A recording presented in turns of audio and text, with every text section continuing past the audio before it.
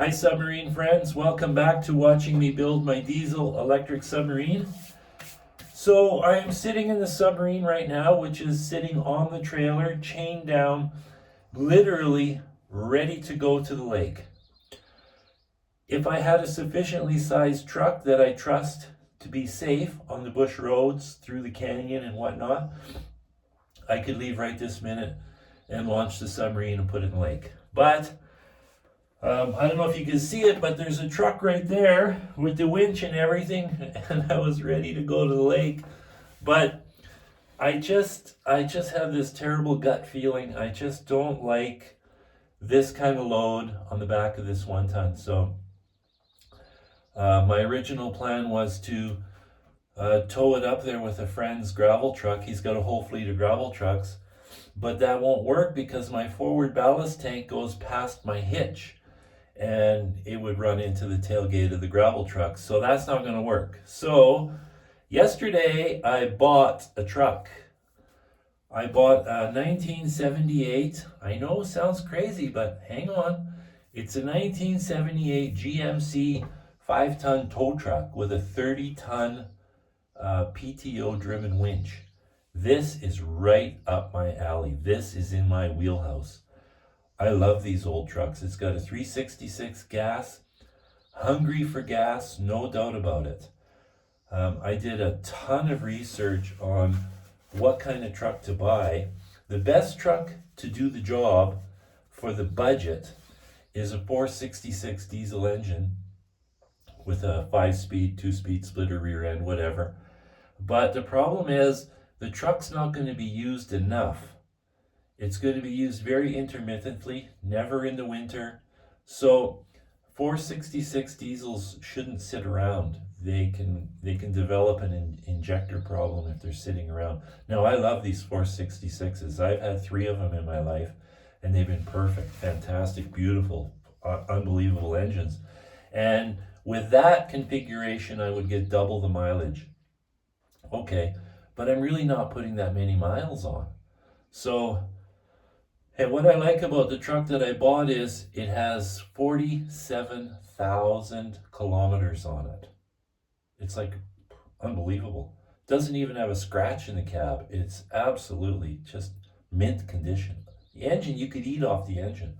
So the wrecker body on it is fantastic because my plan is to use the main 30-ton winch to pull the submarine onto the trailer, and believe me, the submarine will tear in half before that winch quits.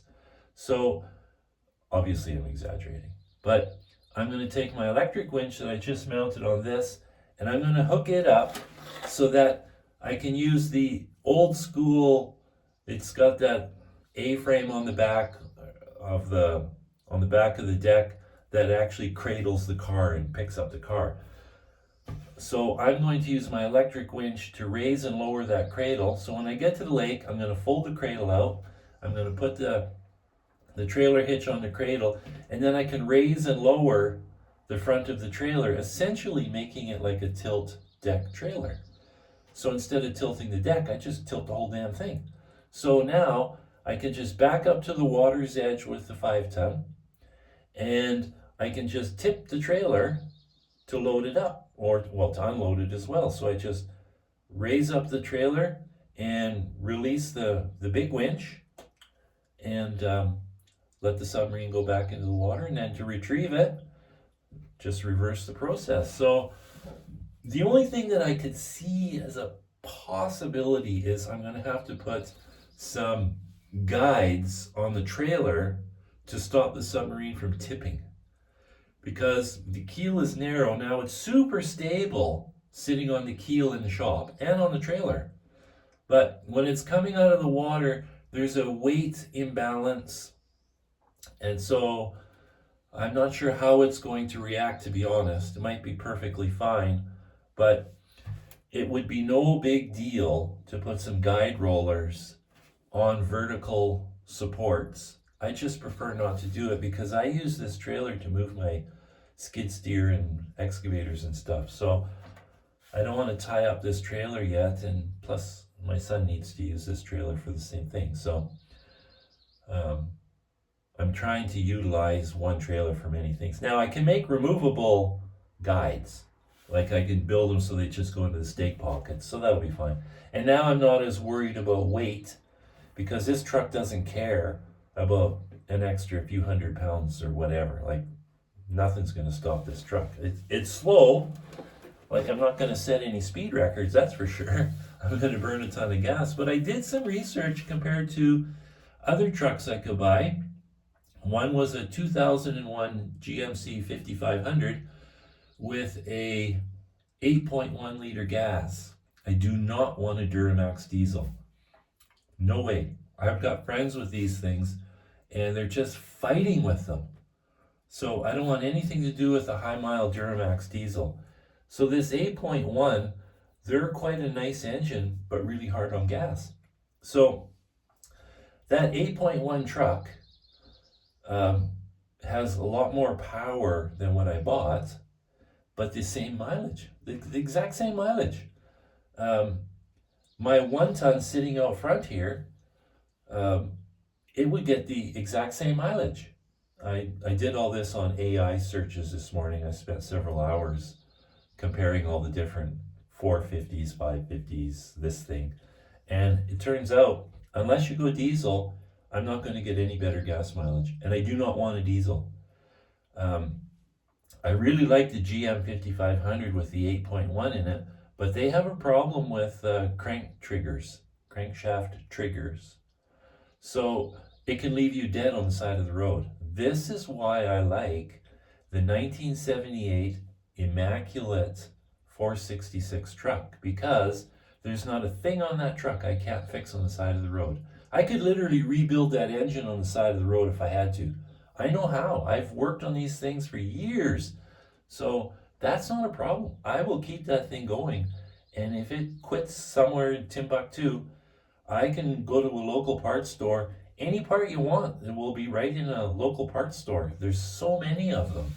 So to me, it was a good choice. And I actually put all these scenarios with the expected miles I'm putting on into AI, and the AI system said the same thing. It said you're better off to buy the old 78 truck because of the limited use and the reliability and the durability. I mean, I'm going up bush roads and stuff. You can't hurt this thing.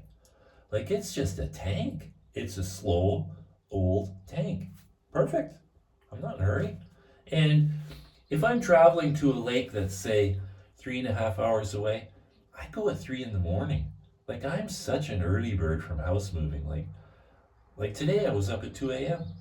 That's what time I get up. So, I mean, I won't be holding up traffic, bothering anybody. I just go real early. I go right by the DOT scale shacks because they're not out of bed yet.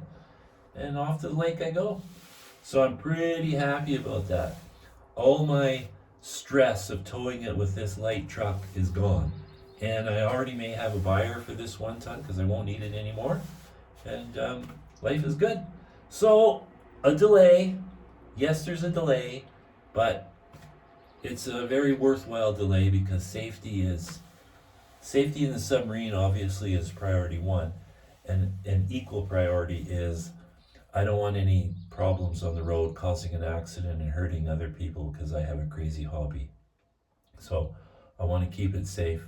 And the other thing is, you tow this kind of weight behind a 1 ton, if the brakes fail on the trailer for some reason, I mean, they're electric brakes. There's a lot going on before it gets power. So if something goes wrong with those brakes, I'd rather be in a 5 ton than a 1 ton because that 5 ton will stop this load a lot better than a 1 ton ever would. I mean, there's no comparison.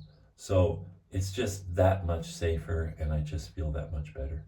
So again, a delay shouldn't take me more than a week to get that truck sorted. I just want to touch up some paint on the deck and I want to go through it because it's been sitting and apparently there's a wheel cylinder that might be leaking. So I ordered a new wheel cylinder already and I just want to go through it, make sure everything's really good.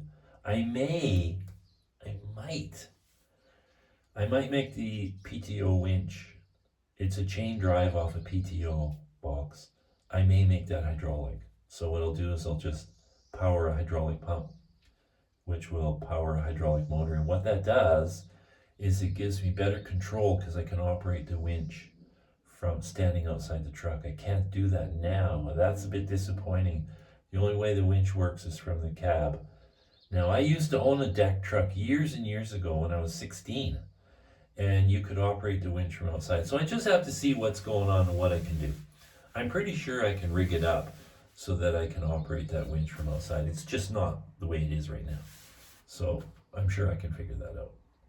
And I don't mind. I mean, I've been working on this for a couple of years. What's another week or two?